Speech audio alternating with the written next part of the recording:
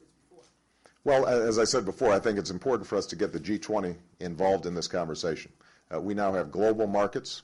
It's insufficient for us to think in isolation that somehow we can cordon ourselves off, or that other countries can cordon themselves off from us.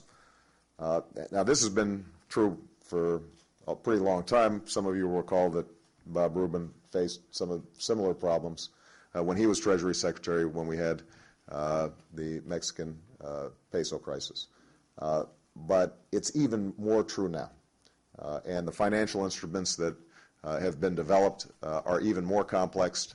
We've got even more leverage and debt and borrowing that's been taking place that makes the current situation that much more complex and interconnected.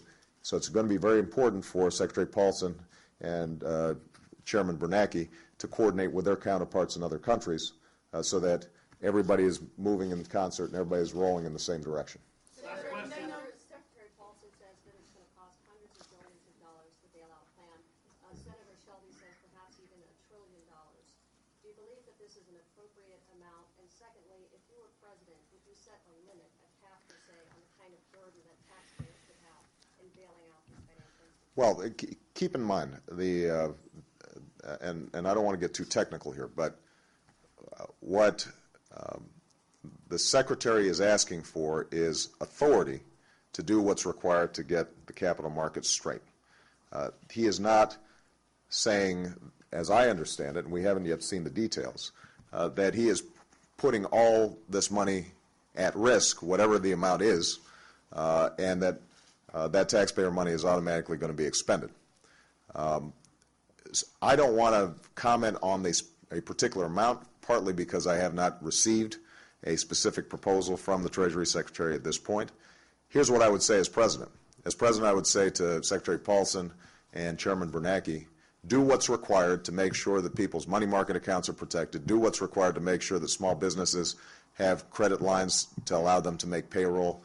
Do what's required to make sure that the economy is running and that ordinary people are able to go about what they do every single day, which is work hard and support their families.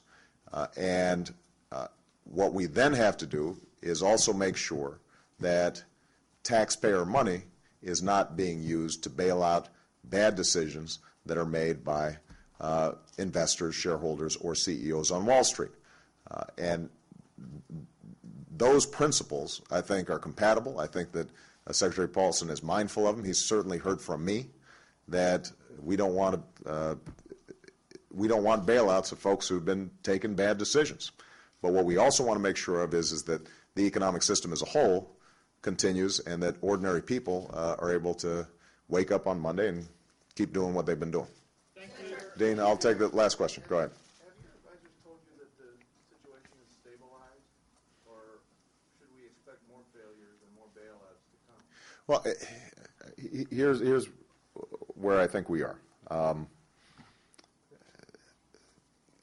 The markets have a lot of worry right now about what assets are good out there, whether if they make a short-term loan to somebody, they're going to get repaid. And so everybody is locked up. Everybody's freezed up. Everybody's hesitant about making what used to be routine loans. And the job then of the Treasury and the Federal Reserve is to break through that psychology and let people know when, if you make this loan today, then tomorrow folks are going to be able to pay it back. And to break this self-fulfilling prophecy that has gripped the market at this point. Because it's not just a problem of underlying assets and values, but it's also market psychology, it's hard to say how the market responds over the next week or 2 weeks or 3 weeks. But what I can say is that if the Treasury Secretary has the broad authority that he needs, if the Fed Chairman has the broad authority that he needs, and if the President is clear to both of them of the principle that I just outlined, make sure the capital markets are working, and make sure that we are not using taxpayer dollars to bail out people who were making very bad decisions and walking away with millions of dollars, then I believe that the market should settle down.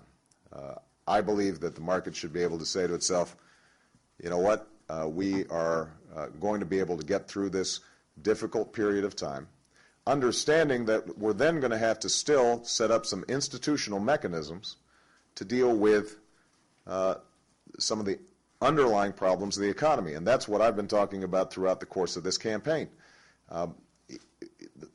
The short-term weakness in the capital markets is a reflection of longer-term problems that we have in our economy. It has to do with the fact that wages and incomes have not gone up. It has to do with a tax code that has been skewed against folks on Main Street. It has to do with that we have underinvested in infrastructure, underinvested in our education system. It has to do with the fact that we have not managed our federal budget with any kind of discipline, and so we have been loading up enormous amounts of debt. It has to do with that we have spent well over $500 billion, soon to be $1 trillion, on a war in Iraq. Despite the fact that Iraqis are now running surpluses, we're still spending $10 billion a month there. It has to do with the fact that we've got a broken healthcare system that is an enormous strain on businesses as well as families. And so if we recognize that there are these longer-term structural problems that have to be dealt with, starting with the housing market, and there's some confidence that, in fact, we're going to change economics philosophies from what we've seen over the last 8 years to get those things right, then the key is for us now to just get through these turbulent times and for the market to say to itself, you know, we can solve these bigger problems. Let's make sure that we don't compound them with fear and panic right now.